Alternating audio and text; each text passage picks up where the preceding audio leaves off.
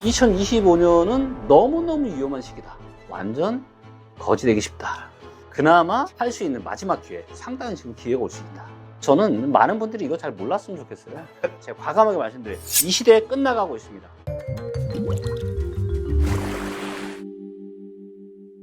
안녕하세요. 사장을 도와주는 사장 사도사 윤상필입니다. 요즘 안 그래도 경제가 어렵다는 얘기를 좀 많이 하고 있는데, 그러다 보니까 부동산 시장도 심상치 않다는 얘기를 많이들 하고 계십니다. 그래서 오늘 특별한 손님을 좀 모셨습니다. 바로 국내 1호 부동산 빅데이터 전문가이자 또 리치고 TV를 운영하고 계신 우리 리치고의 김규현 대표님 모셨습니다. 대표님 반갑습니다. 네, 반갑습니다. 우리 시청자분들께 인사 한번 부탁드리겠습니다. 네, 안녕하세요. 반갑습니다. 네, 부동산 빅데이터 전문가 1호이자 지금은 월간 한 100만 명에서 120만 명 정도 사용하고 있는 부동산 통합 플랫폼 리치고를 운영하고 있는 김규현이라고 합니다. 반갑습니다.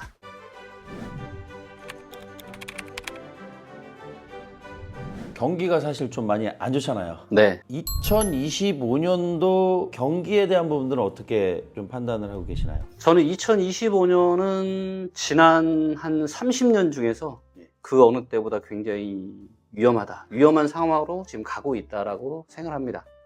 그리고 제가 제 인생에 있어서 굉장히 이제 변곡점이 될 만한 그런 시기가 있었는데, 그때가 이제 2008년이었습니다. 그때 이제 금융위기가 터졌잖아요. 그렇죠? 그래서 저는 그때 그래도 꽤 잘 나가는 금융회사에 지점장을 하고 있었는데, 금융위기가 터지면서 갑자기 제가 뭔가 그려놨던 제 나름대로 청사진이 있잖아요. 이걸 위해서 열심히 달려가고 있는데 금융위기가 터지면서 이 모든 것들이 다 무산이 된 거예요. 그리고 금융위기가 터지다 보니까 회사에서도 굉장히 이제 긴축 정책을 또 쓸 수밖에 없었고, 이런 것들이 저한테 직접적인 또 타격들이 왔고, 그래서 제가 그때 다짐을 한 게 있습니다. 뭐냐면은 우리가 인생을 살다 보면은 이제 휘둘리는 삶을 살 때가 있잖아요. 정말 내가 휘둘리는 삶을 살지 말아야 되겠다. 어떻게 보면 미국의 경기 침체가 발생하고 미국의 부동산이 폭락하는 게 내 인생이랑 무슨 상관이 있어요? 어떻게 보면 전혀 상관이 없는 건데 너무나도 많은 영향을 미치고 있잖아요. 지금의 어떤 경제 상황들이 지금 대한민국을 사시는 많은 분들에게 영향을 끼치는 것처럼. 그래서 그때 저는 다짐을 했습니다. 내가 인생이라는 걸 살다 보면은 예기치 못하게 어떤 외부적인 충격이나 변수들로 인해서 준비하고 있던 이런 청사진들이 한순간에 무너질 수가 있구나. 그리고 반대로 또 그런 상황들을 잘 준비하고 대응하는 사람들은 또 대박이 난 거예요. 그것들을 보면서 야, 혹시라도 이런 일이 내 인생에 또다시 펼쳐진다면은 그때는 내가 그런 피해자가 아니라 이거를 내가 적극적으로 활용할 수 있는 준비를 정말로 잘해야 되겠다 라는 생각을 하면서 어떻게 보면 2010년대를 굉장히 나름 치열하게 살았던 것 같고요. 그런데 이제 딱 느낌이 왔어요. 2025년이 2008년과 너무너무 유사한 거예요, 지금. 위기다. 그러면 또 기회가 있을 수 있다. 그렇죠. 저는 이제 엄청난 지금 위기가 지금 다가오고 있다고 보고 있고요. 뭐 여러 가지 경제 지표들이 이미 그렇게 얘기하고 있고, 우리 주변을 둘러싼 우리 대표님 같은 경우는 사장님들 많이 만나시잖아요. 사장님들이 윤 대표님 저 너무 요새 먹고 살기 좋아요 하시는 분들이 많아요? 아니면은 윤 대표 나 힘들어 죽을 것 같아 이러신 분들이 많아요. 당연히 두 번째가 많죠. 그렇죠. 여기에 또 어떤 게 저는 2008년하고 너무너무 유사하냐면, 2007년 연말부터 2008년 초반까지는 어떤 일이 있었냐면은 사람들이 투자에 미쳐 있었습니다. 그때는 중국 펀드에 미쳐 있었어요. 지금은 미국 주식이 미쳐 있죠. 그리고 완전 불패론. 미국 주식은 영원히 갈 거야. 그때는 어땠어요? 진짜 중국 펀드, 인사이트 펀드 만들자마자 막 줄 서서 가입하고 난리도 났어요. 지금처럼. 저도 샀었어요. 그러니까 계속 갈 줄 알고. 그리고 부동산 시장도 그때 굉장히 뜨거웠었습니다. 근데 그런 것들이 지금하고 너무 똑같은 거예요. 투자 쪽으로 한쪽으로 쏠리는 사람들이 많아지잖아요.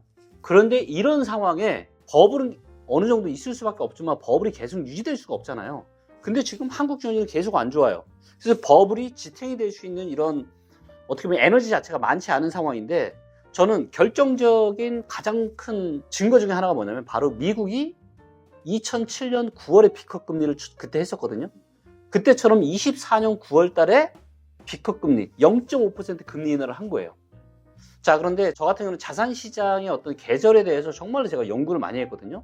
정말 엄청난 강의, 엄청난 책, 이런 거 뭐 저 오랫동안 봐오셨지만 정말 미친 듯이 투자 많이 했잖아. 공부도 많이 하고. 데이터도 많이 보시고. 네. 이 금리의 변화에 따른 자산 시장의 큰 흐름이 있거든요. 근데 미국이 그냥 0.25가 아니라 0.5% 금리 인하를 했다는 건 뭐냐면 그만큼 지금 경제 상황이 안 좋은 거예요. 그래서 이걸 살리려고 사실은 B급 금리 인하를 한 거거든요. 그래서 사람들이 투자 쪽으로 한쪽에 쏠려 있고 B급 금리를 한다? 이럴 때가 지난 25년 동안요. 딱 3번 있었습니다. 한 번이 닷컴버블 꺼질 때 2001년. 그다음 두 번째가 2007년. 그리고 2024년. 그리고 사람들이 투자에 미쳐 있고 B급 금리 인하를 하고 1년 뒤에 어떤 일이 터졌냐? 닷컴버블이 꺼지고 금리위기 터지고 아직은 1년 안 됐죠? 지금 뭔가가 엄청난 먹구름이 지금 다가오고 있다. 그래서 저는 2025년은 너무너무 위험한 시기다. 자, 그래서 우리가 운전으로 비유하면 이런 거예요. 도로 상황이 왕복 8차선이야. 그리고 길이 뻥 뚫려 있어. 근데 안전 속도가 뭐 마지노선이 80이래요. 그럼 이때는 80이나 80 살짝 넘어도 돼요, 안 돼요? 되죠. 그때는 왜? 길이 뻥 뚫려 있고 일직선이고 차도 별로 없으니까. 살짝 넘어가죠. 그렇죠. 즉 무슨 얘기냐? 경제 상황이 이렇게 뭔가 편안하고 뭔가 문제가 없을 때는 살짝 과속도 하면서 버블도 생기고 이런 게 자연스러워요. 자, 그런데 지금의 경제 상황을 도로로 비유하잖아요. 저는 어떻게 보이느냐? 길이 엄청나게 꼬불꼬불하고요. 안개가 지금 잔뜩 껴 있어. 자, 이럴 때 악셀레이터 밟으면 어떻게 돼요? 사고지, 사고. 굉장히 많은 또 대표님들 봐오셨잖아요. 때도 잘 보고 흐름도 잘 파악해서 부자가 되신 분들도 있지만 이런 부를 5년, 10년, 20년 계속 유지하시는 분들이 아유, 많지 않으니까 부자가 실수하죠. 많지 않죠. 길이 뻥 뚫려 있을 때는 과속해도 큰 사고 날 가능성이 별로 없어요. 근데 위험할 때 이때 관리를 못 하잖아요. 한 방에 갑니다. 근데 대부분의 사람들이 이걸 대응을 못 해요. 왜? 이전까지는 길이 그냥 뻥뻥 뚫리고 약간 안개 끼고 약간 길이 꼬불꼬불해져도 투자 버블에 대한 관성이 있다 보니까 이게 사고 터지기 직전까지도 이게 시장이 뜨끈뜨끈 하단 말이에요. 그러니까 이런 시장이 앞으로도 계속 될 줄 알고 더 악셀에다 밟다가 사고 나는 경우를 저는 너무 많이 봤습니다. 지금은 정말로 지금 안전운행에 철저히 해야 돼요. 이걸 버는 게 중요한 게 아니에요. 2025년 시장은요, 내가 돈을 버는 게 중요한 시장이 아니고 내가 그동안 벌어왔던 거를 잘 지키는 게 너무너무 중요한 한 해라고 생각하고 있습니다. 위기라는 부분들을 뭐 저희가 많이 얘기하고 또 불황이다 여러 가지 단어들 좀 사용하고 있는데 우리 대표님도 비슷한 어떤 생각을 좀 갖고 계신 것 같아요.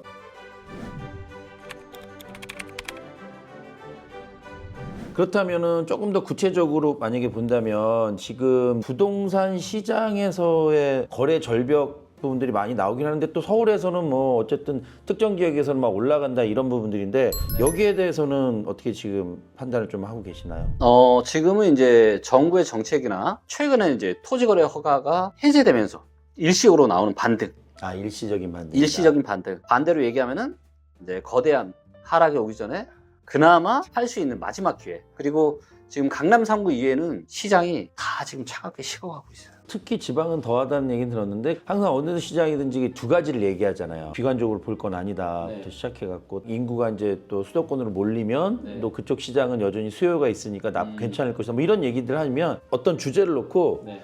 둘 다 전문가신데 이렇게 얘기를 하면 너무 사실 다르죠. 네, 고민할 수밖에 고민할 수밖에 없죠. 얘기가 너무 다르죠. 근데 부동산 시장이 너무 특이한 게 뭐냐면은 우리 인생의 제일 중요한 의사결정이잖아요. 그렇죠. 근데 부동산 전문가라고 하시는 분들 중에서 부동산을 투자의 목적으로 사가지고 뭐 5채 이상, 10채 이상 이렇게 의사결정을 해보신 분들이 과연 몇 분이나 있을까요? 본인 거를 좀 잘 해봐야 우리가 연애를 따지면은 내가 연애도 안 해봤으면서 연애에 대해서 책에서 배운 걸로 이야기하는 거는 그건 아니잖아요. 네, 근데 부동산 시장에는 이제 어떻게 보면 그런 분들이 너무 많다라는 거. 그냥 떠드는 거죠. 너무 특이한 게 부동산 시장에는 진짜 어떻게 보면 정말 이 제대로 팩트 체크를 하시는 분들이 전문가들 중에서도 진짜 별로 없는 것 같아요. 그런 부분들에 저는 굉장히 한계를 많이 느끼고 저는 빅데이터를 제가 연구를 하게 된 거였고요. 자, 지금 서울의 부동산 시장의 상황을 제가 정확히 설명을 좀 드릴게요. 이게 지금 서울의 매매 거래량 데이터입니다. 실거래가 이제 2006년부터 공개가 되는데 지난 20년 동안의 매매 거래량이에요. 자, 요거는 지금 3월 2일까지 지금 집계가 된 겁니다. 예, 지금 우리가 촬영은 3월 4일 하고 있는데 3월 2일까지 집계된 실거래 데이터예요. 자, 최근 뭐 서울 부동산 시장이 뜨겁다고 하는데 거래량이 어때요? 그렇게 많지 않죠? 역사적인 평균이 얼마냐면 5,738건입니다. 평균 이하네요. 평균보다 훨씬 작아요. 12월 달 같은 경우가 3,000건이었거든요. 그러면 평균 거래량의 한 60% 정도밖에 안 되는 겁니다. 그만큼 지금 거래량이 많지 않아요. 요때 이제 잠깐 올랐네요. 그래서 지금 이거는 저는 전형적인 대세 하락전의 마지막 몸부림이다. 그리고 이것도 내재적인 에너지가 아니라 정부의 정책들, 정부가 50조 풀고 또 50조 풀고 거기에 신생아 특례니 그 다음에 증여세 한도를 성인의 자녀는 원래 5천만 원인데 이걸 결혼하면 1억 5천까지 늘려줬잖아요. 그럼 양가 합산하면 3억. 네, 그리고 2억 5천을 증여해줘도 증여세 계산은 1,000만 원이 안 돼요. 2억 5천, 2억 5천. 그럼 5억이잖아요. 거기에 신생아 특례까지 받아. 그럼 어떻게 돼요? 집 살만하지. 살만하지. 금리도 지금 시중금리보다 더 싸게 해주고. 그래서 정부가 억지로 만든 이런 수요 때문에 지금 반등이 나오고 있는 거다. 라고 좀 보시면 돼요.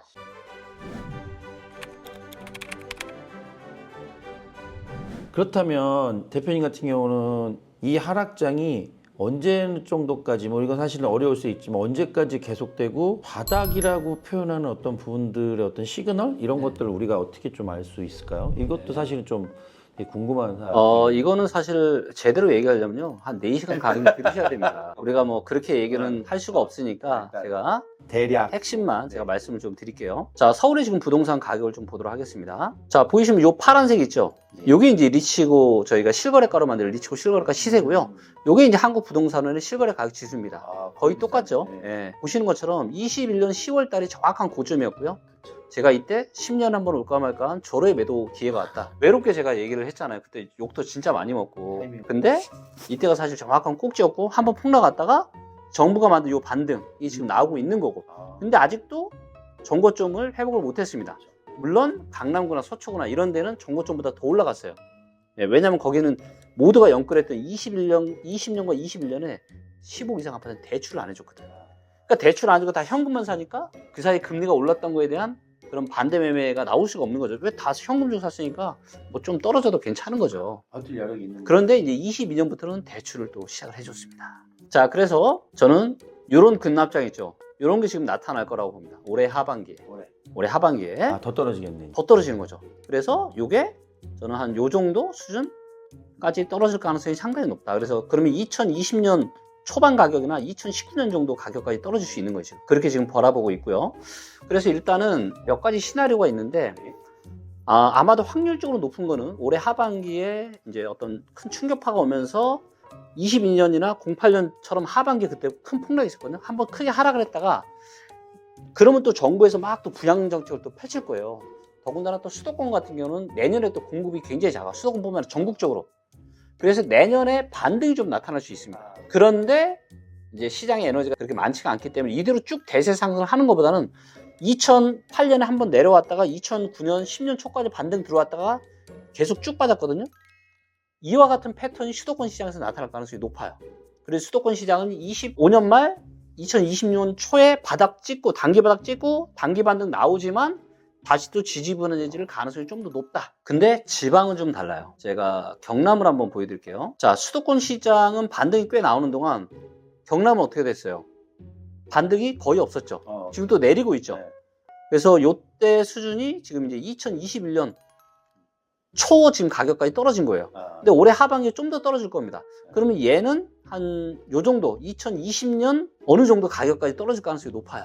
그래서 저는 지방 부동산 시장에서는 상당히 지금 기회가 올 수 있다. 이렇게 좀 바라보고 있어요. 이제 조분들에 대해서 약간 반대적인 얘기를 하시는 분들이 네. 이제 지방 부동산이 예전 가격대보다 훨씬 가격적으로 메리트가 있는 건 맞다. 네. 근데 문제는 살 사람이 없다. 이거에 대해서 이야기들을 좀 인구의 어떻게 보면 밀집화가 계속 네. 이게 메가시티로 지금 수도권을 몰리니 그래서 지방을 함부로 손대지 마라. 이런 얘기들도 많이 하시는데 이 의견은 어떻게 해요? 전혀 팩트가 없는 개인적인 뇌피셜이죠. 그러니까 너무나도 많은 사람들이 너무나도 그럴듯한 데이터 근거 하나도 없이 그냥 뇌피셜로 떠드는 걸로 혹한다라는 거죠. 왜? 너무 그럴듯하거든. 공급 물량이 작으니까 올라갈 거야. 입주 물량이 없으니까 올라갈 거야. 금리가 지금 떨어지고 있으니까 올라갈 거야. 들어보면 그럴듯한데 전혀 팩트와 근거가 없는. 자, 그럼 인구 데이터를 한번 보도록 할게요. 리치고에 들어가면 인구 데이터가 다 있는데 자, 최근 1년 동안에 인구가 어디가 많이 늘어났는지를 보겠습니다. 자, 1등이 세종이고요. 2등이 인천입니다. 3등 경기도, 4등 충남, 서울이 9등이에요.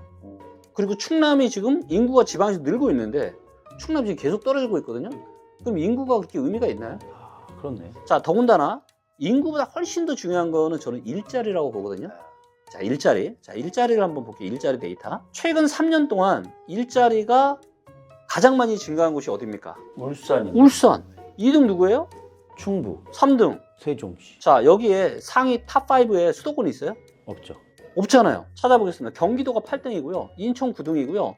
서울 11등입니다. 자, 그럼 이렇게 따지면은 인구와 일자리가 증가하는 수도권 투자하래. 이 말이 데이터로 보니까 맞아요, 안 맞아요? 안 맞네. 그냥 그럴듯한 얘기를 그냥 뇌피셜로 던지는 거 외에는 아무런 팩트가 체크가 안 되어 있는 거죠.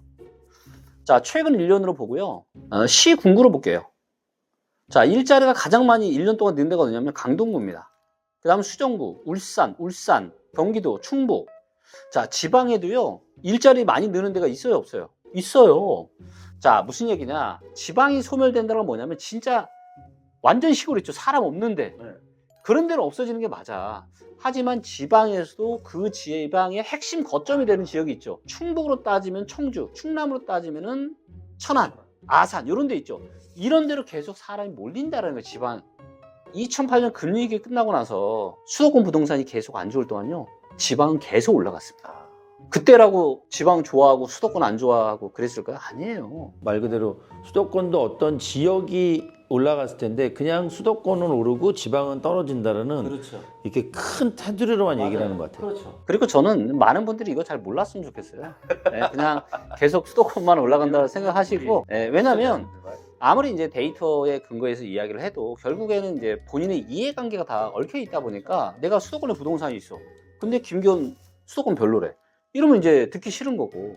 근데 저도 여전히 부동산 자산이 좀 많거든요. 근데 이거는 여러분들 그 나의 이해관계가 얽혀 있다라고 해서 내가 보고 싶은 데이터만 보고 이거는 내가 세상을 제대로 판단하기 힘든 거잖아요. 그리고 지금 이제 정부의 다양한 이런 부양 정책이나 이런 정책들 때문에 이제 나오는 이런 단기 반등들 때문에 헷갈려 하시고 어려워 하시는 분들이 정말 많은데, 아마 이제 올해 연말 지나고 나면은 다시 한번 이 부동산 빅데이터가 얼마나 이 정확한지를 좀 더 많은 분들이 깨닫는 좀 그런 시기가 오지 않을까 저는 생각합니다.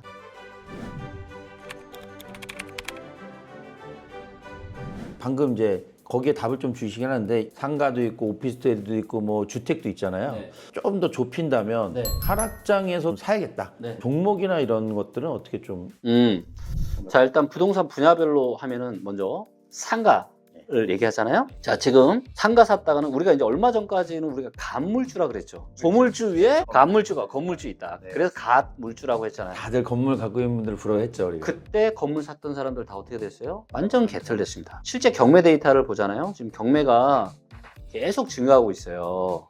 근데 상업용 부동산이요, 증가 보세요. 경매 물건으로. 경매 물건으로. 자, 이 이야기는 무슨 얘기입니까? 상업용 부동산 자칫 잘못했다가는 완전 거지되기 쉽다. 자, 그래서 지금은 온라인이 오프라인 시장을 엄청나게 대체를 하고 있잖아요. 그렇죠. 우리 뭐 쿠팡, 뭐 네이버 쇼핑 이런 거 정말 많이 하잖아요. 매장을 안 가요, 이제. 매장은 물건 확인하러 가. 결제는 온라인에서 해요. 수요가 줄어들다 보니까 어려워질 수밖에 없는 거죠. 자, 그런데 제가 보기에는 거품이 너무 안 빠져 있어요. 제가 작년에 강남에 이제 건물들을 제가 임장을 좀 다녔거든요. 근데 수익률이 3% 넘는 것도 별로 없어요.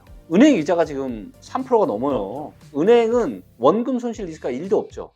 그리고 따박따박 이자 주잖아요. 근데 건물은 어떻게 돼요?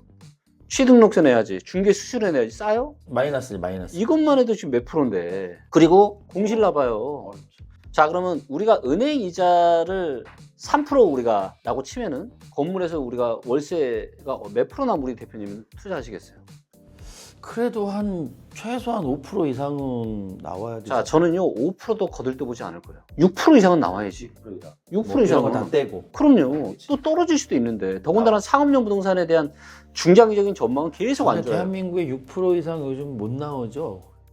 왜 그런지 아세요? 건물주들이 월세를 낮추잖아요. 그러면 건물의 가치가 떨어지죠. 근데 이거를 강남은 계속 올라요. 왜? 그 전까지 계속 그랬으니까. 자, 그러다 보니까 뭐예요? 지금 공실이 엄청나게 많은 겁니다.